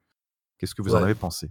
Bah, exactement pareil. Franchement, on donnait pas un copec sur Finn Balor, qui a lancé les hostilités à toute vitesse. C'est lui qui a essayé d'imposer le rythme au début, mais qui s'est fait contrer, je crois, sur une souplesse qui l'a dévasté après. Mais du coup, voilà, il s'était rendu crédible les semaines précédentes. Et là, il montre que sa place, il l'a pas volée en réalité. Donc ouais, moi, j'ai bien aimé le fait que justement Lesnar est trop blessé pour porter le F5 dévastateur qui va gagner, que du coup il doit trouver une autre solution, donc la Kimura au final. Le fait que Balor refuse d'abandonner après avoir pris des souplesses à gogo, ça c'est bien. Moi j'ai adoré. Donc bravo à Finn Balor qui a donné l'espoir qu'il pouvait gagner. Malheureusement, Lesnar l'emporte. Et puis après 1 minute ou 2 de récupération, on va placer un petit F5 de frustration. En effet, j'ai pas mentionné ça. Oui. Le petit F5 de frustration à la fin. Ouais. Ça c'était pas mal parce que justement tu sens que vraiment il l'a fait flipper quoi. Donc c'est vraiment le F5 de frustration. Genre tiens, allez bouffe. C'est ça, voilà. J'ai pas pu te le faire avant, mais maintenant je te le fais, c'est gratuit. Ouais, elle est belle, notre ceinture de plomb 2018. Ouais, ne parlons pas de ça. Ne parlons pas de ça. Vous savez ce que vous avez fait, vous êtes tous responsables si vous avez voté pour Brock Lesnar. J'assume, j'ai voté pour Brock Lesnar. Voilà. Quelle décharge d'adrénaline quand même après les 25 minutes soporifiques qu'on a eu juste avant. La comparaison a été douloureuse pour Daniel Bryan et AJ Styles malheureusement. Mais ah là, ça, pour la peine, je pense que là, ça a réveillé tout le monde, hein, ce match. J'ai beaucoup aimé effectivement la première phase offensive de Finn Balor, hein, qui était au taquet. C'est plutôt bien dans l'esprit, effectivement, parce que Finn Balor, enfin, si tu le suis un peu sur les réseaux sociaux, il a bien fait la promotion de ce match, hein, donc il était vraiment motivé à l'idée d'affronter la bête. Et une fois de plus, c'est toujours la même histoire, hein, avec ces David là qui vont affronter Brock Lesnar, mais à chaque fois ils arrivent à trouver un petit angle, bah là en l'occurrence celui de la table des commentateurs, un angle différent pour Et puis Brock Lesnar est un tellement bon Goliath. ouais, un Ouais. énorme Goliath. Le selling, c'est juste, enfin, c'est à chaque fois tu fais ah ouais, c'est vrai, c'est ça le selling, j'avais oublié. Tu vois, enfin Ouais. genre t'as vraiment, tu lis la souffrance sur son regard, parce que c'est assez dingue. Et j'ai beaucoup aimé, je trouvais qu'il y avait vraiment énormément d'alchimie entre les deux. Ça allait très très vite. C'était vraiment le petit moustique là, Finn Balor. Euh, et le final était cool, ça faisait plaisir là, de voir qu'il passe ce Kimura. C'était vraiment genre, enfin, il veut l'écraser, toi. C'est genre, Ouais. j'écrase le moustique, je le broie en fait. Je En plus, broie le moustique. C'est genre, il y avait Vas-y, vraiment vas-y, termine. ce côté vraiment avec comme tu l'as décrit, cette frustration qu'il y avait, parce qu'il en avait juste ras-le-bol de ce gars-là. Et en Ouais, plus, c'est complètement Ouais. ça. il avait très mal en plus, toi, à mon avis. Enfin, il souffrait, quoi, parce qu'il s'était pris cet angle de table là, dans les intestins. Donc voilà, ça a duré quoi, 5 minutes 5-10 minutes Ça a maintenant duré 8 minutes, mais 8 minutes, ouais. enfin, d'après Et, le compteur wiki. Et ouais, super, vraiment un super match. Et une fois de plus, à un moment donné, tu t'imagines, ah, et s'il gagnait, quoi, Finn Balor. Et juste, Ouais. voilà, il y a cette partie du cerveau, t'as ta partie, genre, celle qui pronostique, qui fait les pronos, qui fait, mais non, évidemment, enfin, Brock Lesnar va gagner, mais t'as une autre partie du cerveau qui fait, pourquoi pas. Tu vois, Ah, mais genre, Ouais. c'était tout ce qu'on leur demandait, hein. C'était d'arriver à faire le near fall qui tue, et puis bah, après de finir le match. ouais. Mais c'était ça, hein, de toute façon. Et c'est fou de voir en 8 minutes comment tu peux raconter 10 000 fois plus de choses et se lever la foule sur un move que en 24 minutes un peu léthargique. Ouais. Enfin, c'est dingue, hein. Là, pour moi, c'était un exemple, vraiment un modèle de ce que devrait être une défense de titre de Lesnar. Et puis, la Kimura, ça faisait un bail qui ne l'avait pas sorti non plus. Ouais. Ça Ouais, faisait. c'est pour ça, c'est important de le Voilà, mentionner. Je pense que tu as la bonne analyse. Hein. Ouais. Il a ressorti son arme ultime de finition, quoi. Il a fait tout ce qu'il pouvait autrement, mais comme il n'arrivait pas à placer le F5, il a sorti l'autre arme, et du coup, la Kimura finale, elle était impressionnante, ouais, c'est vrai. Ouais, elle était impressionnante. Tu voyais, il était complètement enroulé autour de Finn Balor et il y a une telle différence de gabarit que tu te dis, il est foutu, tu vois. Genre, ça y est, il est coincé, quoi. Ouais. Alors sinon, je vais revenir sympa. 2 secondes sur ce que disait IRM quand il disait que Finn Balor sur les réseaux sociaux, il avait fait la promotion du match et tout. Il n'y avait pas que dans la promotion, parce que je vous avais parlé de la vidéo où vous expliquez certaines tenues. Et ben en fait, Finn Balor, cette tenue, elle n'était pas anodine non plus. Les couleurs étaient choisies pour être celles du titre universel. Il était en rouge, en or et en noir un peu, mais c'était les couleurs du titre pour montrer que le titre est important. Et qu'il le voulait bien. D'accord. Voilà, je vous enverrai le lien de la vidéo si vous voulez. Sens de l'observation aigu. Ah ouais, l'analyste. Je vous enverrai le lien de la vidéo sur le Discord. Avec plaisir. Dans la partie publique, comme ça nos auditeurs. Oui, dans la partie en publique, profiter. complètement. Alors par Excellente contre, idée. ça sera en anglais vu que c'est les gens de What Culture Wrestling qui sont occupés. D'accord. Oh, ça devrait aller. Allez, on va enchaîner sur le main event de la soirée, bien évidemment. Cette fois, pas de plaisanterie comme l'année dernière. On a gardé le Rumble masculin, le Rumble qui ne rigole pas, le Rumble qui envoie du steak. Voilà, vous m'avez compris. Donc, donc le Rumble masculin a clôturé l'émission et il s'ouvre. Alors voilà, pareil, hein, je vais pas revenir sur le play-by-play. Je vous laisserai rebondir évidemment sur les moments qui vous ont plu. Mais grosso modo, bon, évidemment, ça a commencé avec Elias au milieu du ring, qui était donc le numéro 1 et qui nous a fait lui aussi une petite promo, hein, comme Lacey Evans. Hein, il avait son micro et il a voulu nous jouer un petit morceau et il a été, comme à Monday Night Raw, interrompu par, et oui, Double J, Double J, Jeff Jarrett. Voilà, pour ceux qui regardaient la WWE il y a quoi, il y a 20 ans, quelque chose comme ça. Parce qu'après, il y a eu quand même un gros hiatus et il s'est évertué tout le reste de sa carrière à plutôt monter ou travailler dans des fédérations concurrentes. Mais Jeff Jarrett, récemment Hall of Famer, d'ailleurs, je ne sais plus de quelle cuvée, était là. C'était l'année dernière. C'était l'année dernière. Dans ses habits de lumière, ses habits vraiment traditionnels de l'époque, c'était assez drôle. Du coup, duo de musiciens dans le ring pour ouvrir ce Rumble, Jeff Jarrett numéro 2. Jeff Jarrett qui était connu pour être toujours soit avec son roadie et sa guitare à l'écraser sur qui voulait bien, qui s'opposait à lui. Donc voilà, petit duo, c'était sympa. Elias qui joue avec le public, qui dit bah écoute, si t'es là, on va en profiter, on va offrir un petit concert. Jeff Jarrett était bien content aussi, alors il s'oblige. Et là, turn d'occasion, turn de circonstance ou turn long terme, on ne sait pas. Mais en tout cas, Elias, finalement, c'était un cirque puisqu'il il explose sa guitare dans le dos de Jeff Jarrett et l'élimine d'ailleurs, tout simplement.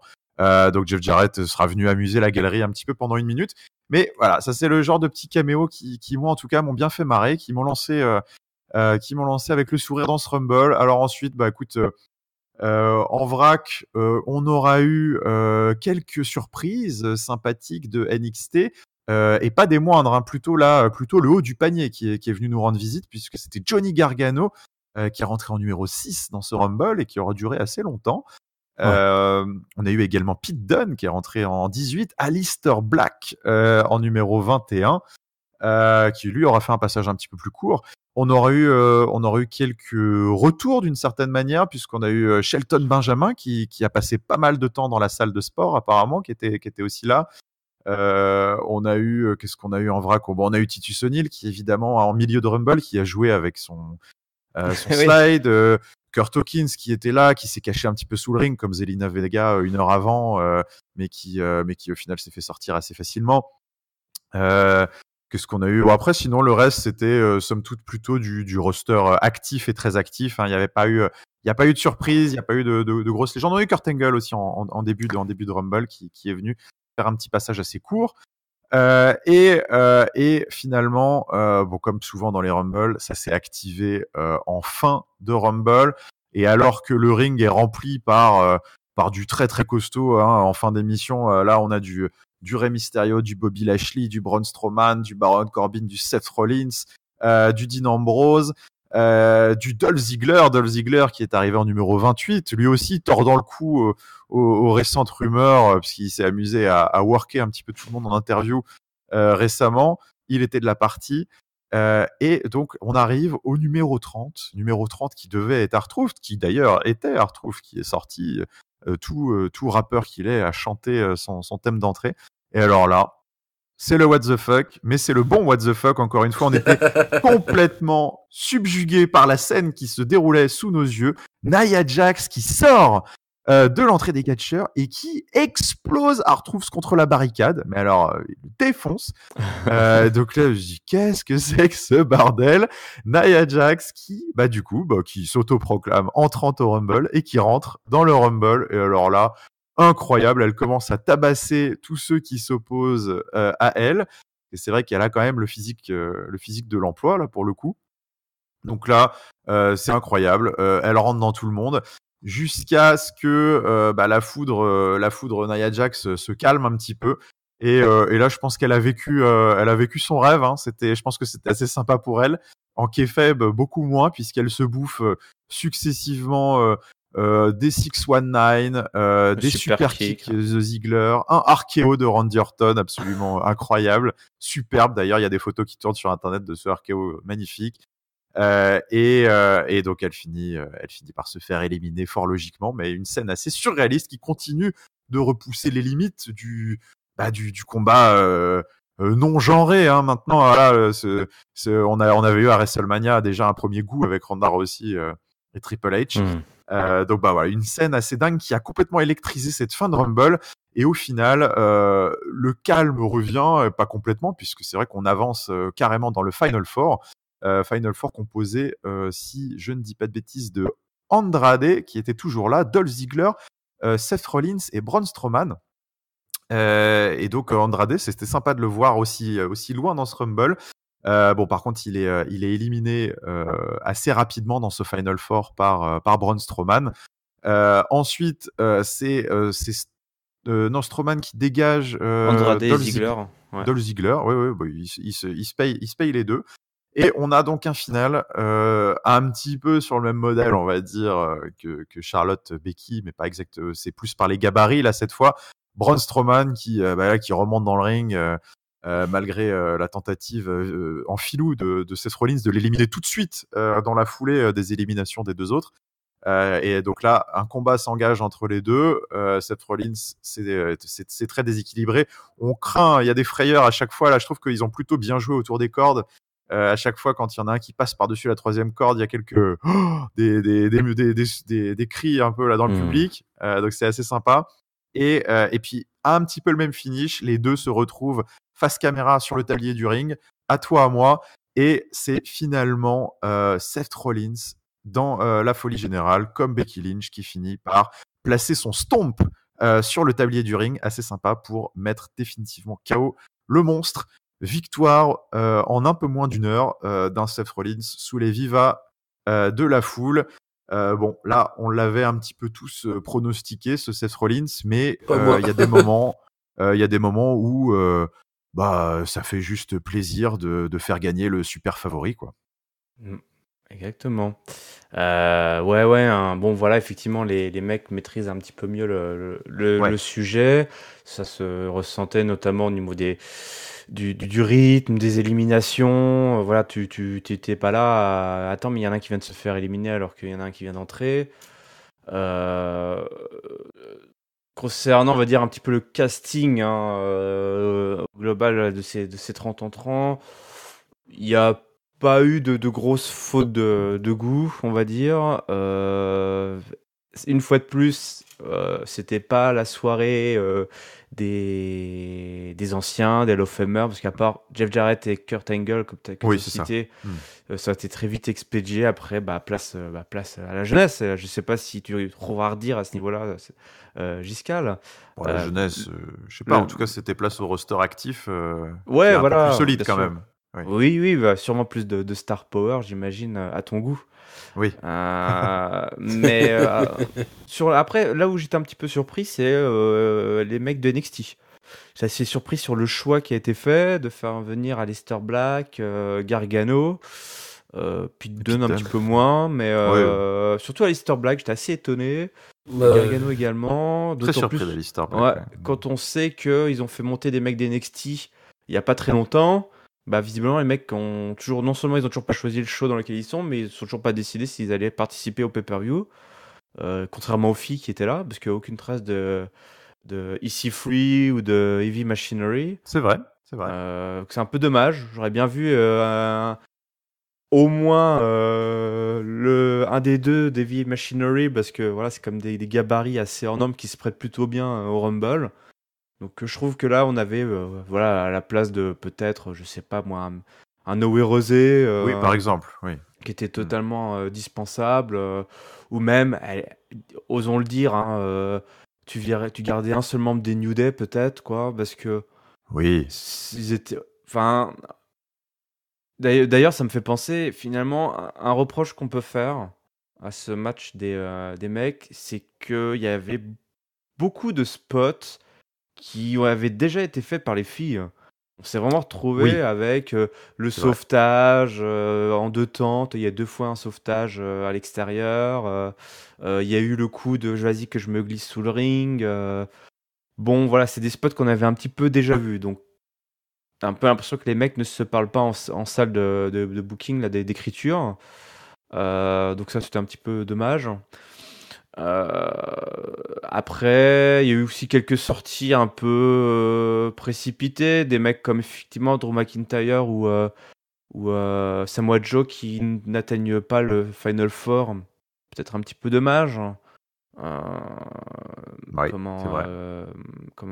Samoa Joe, est toujours un peu court. Hein. Il Sorti en milieu d'émission, sorti en milieu de combat, Samoa Joe. Il nous promet toujours bons et merveilles, et puis il se fait toujours sortir, que ce soit Survivor Series et McIntyre, d'ailleurs, c'était pas un peu pareil. Non, c'était ça, juste Samoa Joe, pardon. Survivor Series ou Rumble, il est toujours prêt, il est chaud, et puis voilà, il va jamais jusqu'au bout, c'est un peu dommage. C'est un peu dommage. Mais surtout, la grosse surprise, c'est Nia Jax. Ah bah là, franchement, je sais pas ce que. Enfin, messieurs, mais moi, j'en pouvais plus. C'était génial. Ça ne correspond à rien. Tu te dis, mais qu'est-ce qui a bien pu lui prendre par. Enfin, qu'est-ce qui est passé par sa tête? Enfin, qu'est-ce qui l'a motivé? Ça, je suis assez curieux. Qu'est-ce qui a motivé Nia Jax à venir se frotter?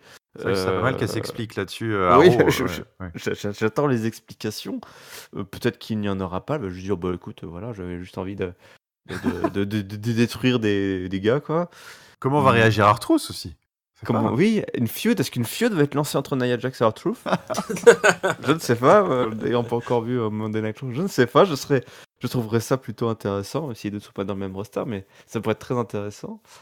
Mais voilà, cette fin de Nia Jax, ça a été vraiment petit éclair comme ça de folie là à la fin pour un petit peu nous remercier, je sais pas, d'avoir regardé passer 7 heures devant le network. Oh là là. On nous remercie en nous balançant un truc totalement improbable, Nia Jax qui vient, et surtout cet enchaînement là.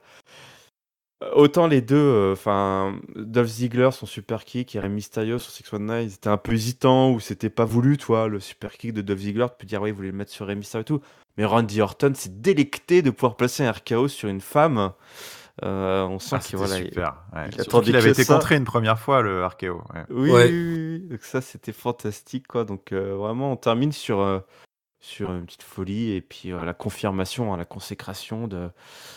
Bah voilà, pour moi, ça y est, la WWE, j'espère, hein, parce que pour moi, tout va se. Enfin voilà, on va voir jusqu'où ils vont à WrestleMania, mais évidemment que ça doit être Seth Rollins. Évidemment que Seth Rollins doit aller défier Brock Lesnar et battre Brock Lesnar à WrestleMania. Enfin, évidemment. Donc voilà, le choix du champion est le bon. Donc c'était un excellent Rumble, j'ai trouvé. Même si ça manquait aussi autre chose, ça a manqué de retour. Des mecs blessés, des mecs tout ça. Moi, c'est ça qui m'a un petit peu déçu. C'est peut-être que tu pouvais virer du Jinder Mahal, du Nowhere José, ou autre chose, et puis peut-être quelques surprises. Ah oui, alors après, oui, les retours blessés, ouais, tu parles pas de la même chose. C'est vrai que j'aurais aimé quelques petits caméos supplémentaires, mais bon. Peut-être pas Bad Karma, je sais pas. Bah écoute, Kirisuka, ouais, j'aurais préféré plus de petits jeunes de NXT. Du Performance Center. Surtout quand tu vois ceux qu'ils ont choisi de faire monter, qui sortaient chacun d'un match monumental la veille, que ce soit Gargano ou Black, c'était des matchs de dingue. Ça, c'était un peu la bonne surprise de ce côté-là. Moi, j'étais content qu'il n'y ait pas tant d'anciens qui reviennent faire un caméo. Je veux dire, c'est pas utile. Oui, le roster est suffisamment grand pour ne pas avoir besoin d'eux, quoi. Non, chez les mecs, je suis d'accord. C'est tellement costaud que ouais. Après, il y a quand même des éliminations. J'étais un peu surpris parce que j'ai trouvé ultra rapide par rapport au statut du personnage. Par Dean Ambrose, Bobby Lashley qui ont été éliminés très vite tous les deux. Bobby Lashley qui a duré 13 secondes sur le ring. Ouais. Voilà, je crois que c'est le moins longtemps sur le ring du match.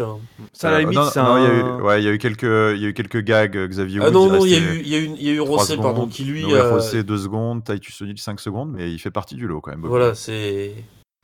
Mais donc voilà, le match en lui-même, je vais pas mentir, j'ai préféré celui des filles, peut-être aussi la fatigue. Peut-être aussi que c'est la fatigue qui a fini par jouer sur moi, Sans doute, je voulais que ça se termine. Mais le vainqueur, c'est un beau vainqueur, hein, l'air de rien. On va pas se plaindre non plus que ce soit Seth Rollins. Pour une fois qu'on n'a pas une redite de quelqu'un qui gagne alors qu'il l'avait déjà gagné. Donc là, on va avoir probablement Rollins-Lesnar. Je vois pas Rollins aller chercher Daniel Bryan ou ah oui, non, c'est sûr. Quelqu'un d'autre. On va donc avoir le match qu'on attendait. Et puis le passage d'Nia Jax, écoute, c'était assez marrant. Et alors j'ai vérifié, le père Orton, c'est pas la première fois qu'il fait un RKO sur une femme. Ah bah non. Puisqu'il y a 10 ans, il en avait fait un à Stephanie McMahon pendant sa feud avec Triple H à l'époque. Bien sûr, il était tout désigné pour ce spot. Hein. Ouais. Mais voilà, Nia Jax qui rejoint une sacrée liste. Celle qui a éliminé Mustafa Ali en plus. Mustafa Ali qui a fait une grosse prestation et du coup c'était un bon choix. Par Nia Jax. Ouais, mais je trouvais que c'était un bon choix. C'était sympa, c'est bien pour qu'elle ait quand même une élimination un peu impactante. Ouais. Mais d'ailleurs, Mustafa Ali, une des belles sensations de ce Rumble, hein, qui a duré 30 minutes, c'est le second plus long dans le Rumble, juste derrière Seth Rollins, qui était l'Iron Man de loin avec presque 3 quarts d'heure. Il a duré 30 minutes, il a notamment éliminé Nakamura et Samoa Joe. Il a marqué un peu ce Rumble de son empreinte. Moi, je trouvais que c'était un peu un de mes MVP du match. Ah bah là, du coup, Mustafa, il peut demander un match face à Nakamura pour le titre, du coup, en disant je l'ai battu, je mérite un match. Oui. Pourquoi pas en effet. Ouais, au moins je veux dire l'entrée de Nakamura qui du coup aurait été aussi une des entrées qui était un peu dispensable parce que oui, je suis d'accord aussi. Tu fais entrer le mec qui a gagné, qui est épuisé, à la limite tu dis Rousseff, toi tu t'attends plus à Rousseff. Bon, après Rousseff on peut pas passe cette soirée quoi. Vu le match de Nakamura, on peut pas dire qu'il était vraiment épuisé non plus. Le match n'avait pas duré longtemps. Le jour où il sera épuisé après un de ses matchs, de toute façon. Il garde un peu d'énergie pour aller surfer sur les belles vagues du désert d'Arizona, toi. Non, en vrai, sinon. Des vagues dans le désert pour surfer. Nakamura, s'il veut trouver une vague, il la trouve, ok. Non, en vrai, que sinon, quelques stats sur ce Rumble, mais donc on l'a dit, hein, Seth Rollins, Iron Man, 43 minutes, Mustafa Ali, 30 minutes. Et après, dans l'ensemble, il n'y a personne qui a vraiment tiré son épingle, parce que tout le reste, après, c'est 20 minutes ou moins. Donc on a notamment Samoa Joe, Andrade, McIntyre, qui ont duré 20 minutes ou un petit peu plus. Mais le reste, c'était... il n'y a pas eu de grosse domination dans ce Rumble, à part Seth Rollins. Et les éliminations, c'est Monday Night Raw qui l'emporte, hein, parce que Braun Strowman, malgré le fait qu'il soit arrivé très tard dans le Rumble, on a quand même calé 5, c'est lui le meilleur. Drew McIntyre en aura fait 4 quand même. Lui, il aura eu un passage assez efficace quand même. Hein. Il aura sorti pas mal de monde. Seth Rollins en aura fait 3, tout comme Samoa Joe. Et puis après, ça descend. Donc quand même, les éliminations ont été quand même faites par les gros noms dans ce Rumble. Mais bon, voilà. Il y a aussi un passage dans le Rumble que j'ai bien aimé. C'est quand tu as eu une petite confrontation entre Shelton Benjamin et Apollo Crews. Qui ont un peu le même profil. C'est des mecs ultra athlétiques, mais qui sont pas ultra charismatiques au micro. Et en fait, tu as l'impression d'avoir la première version du projet et la deuxième version. C'est comme le mème sur internet où t'as les deux Spider-Man là qui se pointent du doigt comme ça. C'est ça. J'avoue. Bon, on a bouclé, ça y est, on a tout revu. Alors, c'est l'heure, c'est l'heure du mot de la fin. C'est l'heure du mot de la fin. Alors, écoute, Bad Karma, je te laisse continuer sur ta lancée. Ton top, ton flop et ta note pour ce Rumble gargantuesque.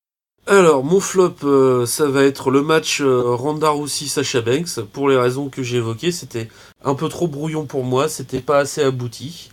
Je veux récompenser quand même l'effort d'avoir essayé d'apporter de la nouveauté, mais il aurait peut-être fallu que ce soit mieux maîtrisé. Mon top, je vais pas faire une grosse surprise en disant Becky Lynch.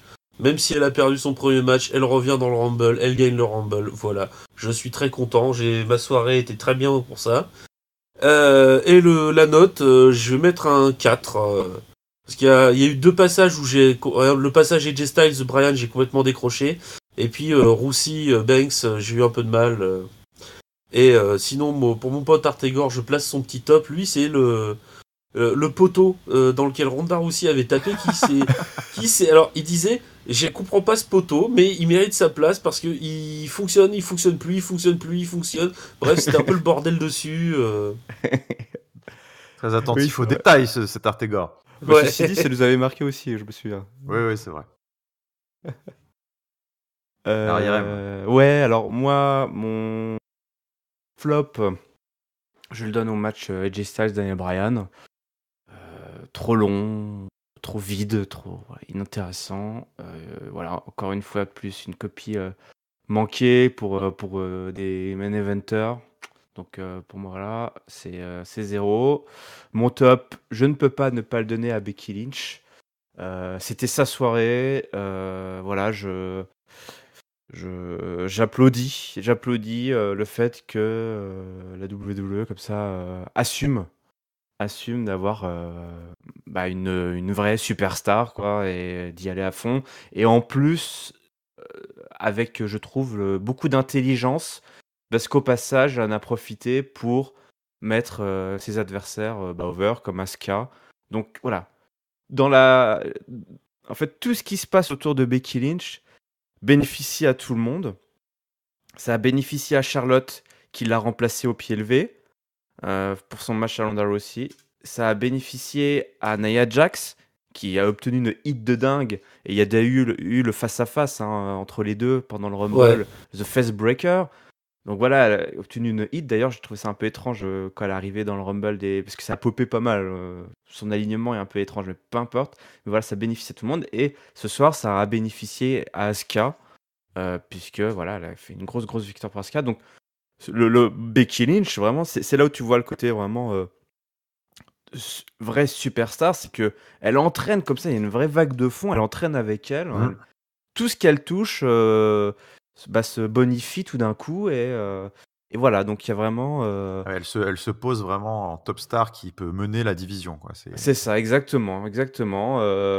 Donc voilà, ça c'est mon top de la soirée. En note, je mets un 3,5 parce que c'était quand même drôlement long et que enfin voilà, c'était un très bon pay-per-view. Probablement ça peut se tenir, je pense, parmi les meilleurs Rumble de ces dernières années parce que c'était très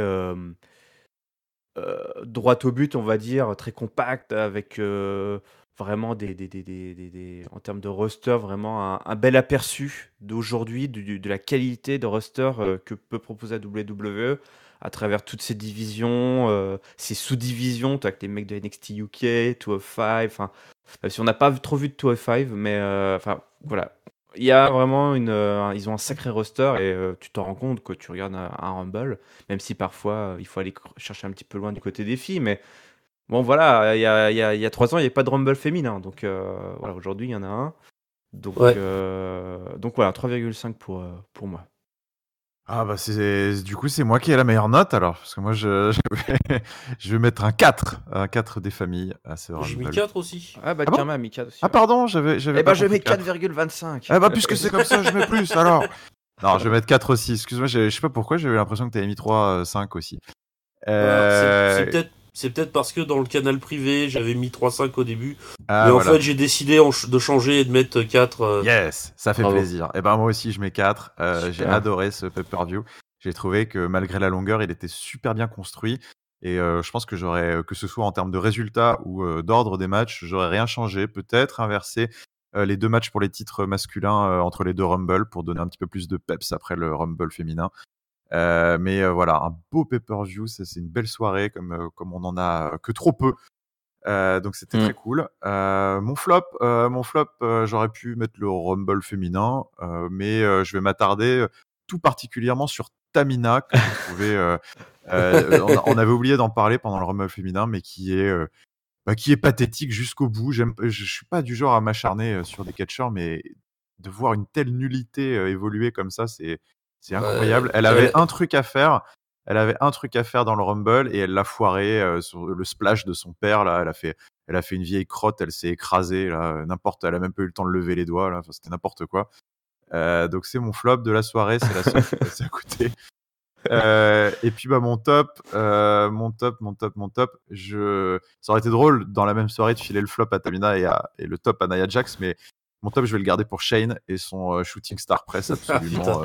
Ça, c'est sûr. Non. 49 ans le mec. Ouais, je veux dire, ça c'est. À 49 ans, si je pouvais faire ça, ça serait génial. Ouais, alors même à 30 ans, même à 20 ans. Ouais, c'est sûr. Mais en l'occurrence, tu as raison de souligner qu'il a quand même 49 balais et que le mec venait de s'envoyer encore des descentes du coude de la 3e corde, des coast-to-coast ratés, des swings dans tous les sens, et le mec va sortir un shooting star press pour décrocher le titre. C'est clairement mon top de la soirée. Et puis d'ailleurs, on en profite pour faire un petit coucou à Raphaël qui nous avait laissé son mot de la fin et qui en fait son top c'était tout. Il met 5 sur 5, il a passé une soirée de dingue et son seul flop c'était que Rousseff finalement ait perdu son titre. Parce que sachez, si vous ne l'avez pas compris depuis, que Raphaël est un grand fan de la brute bulgare. Donc voilà, écoute, on a bouclé cette review qui j'espère vous a plu et qui quand même était moins longue que le gros morceau qu'on a eu au Rumble, mais il y avait plein de choses à dire. Vous pouvez nous suivre comme toujours sur les réseaux sociaux, sur Facebook @ketchupcdc, tout comme sur Twitter d'ailleurs @ketchupcdc aussi. Vous pourrez retrouver cette vidéo qui n'en est pas une, mais en tout cas une vidéo quand même sur YouTube, sur notre chaîne KetchupCDC, et l'audio sur PodCloud et Spotify. Et iTunes. Et iTunes, bien sûr. Et iTunes. Donc voilà, je remercie mes 2 comparses d'infortune pour avoir revu ce gros morceau. IRM, merci beaucoup. Merci à toi. N'hésitez pas aussi à venir checker le Discord. Ah oui, le lien est dans la description. Oh là là, pour venir nous dire ce que vous avez pensé de cet épisode incroyable. Ouais, venez discuter avec nous et la communauté Ketchup qui grandit sur ce Discord, venez discuter. On est disponible à toute heure de la journée pour parler de catch et pas que de la WWE. Et puis merci beaucoup Bad Karma. Mais de rien. Moi je vais juste rajouter, cette semaine on a encore les reviews Raw et SmackDown comme d'habitude. Yes. Donc restez connectés, il y a encore plein de contenu dans la semaine. Ouais. Et tu t'es occupé d'ailleurs de Takeover aussi, il me semble. Ouais. Oui. Donc il va y avoir ça. Ce soir, abonnez-vous pour ne pas louper, mais ce soir vous aurez certainement un épisode spécial avec Hank qui va vous partager aussi ses impressions sur ce Rumble. Ah non, Giscal, c'était hier du coup. Ah oui, c'était hier. Oh là là, je dévoile le jet lag. Mais en tout cas, ce sera hier. Alors vous ne saurez pas. Mais vous l'aurez écouté en tout cas entre temps. Et puis en effet, ne manquez pas les reviews de SmackDown, de Raw qui arrivent. Et puis voilà. Je vous souhaite à tous une très très bonne semaine pleine de catch. Allez, ciao tout le monde. Ciao.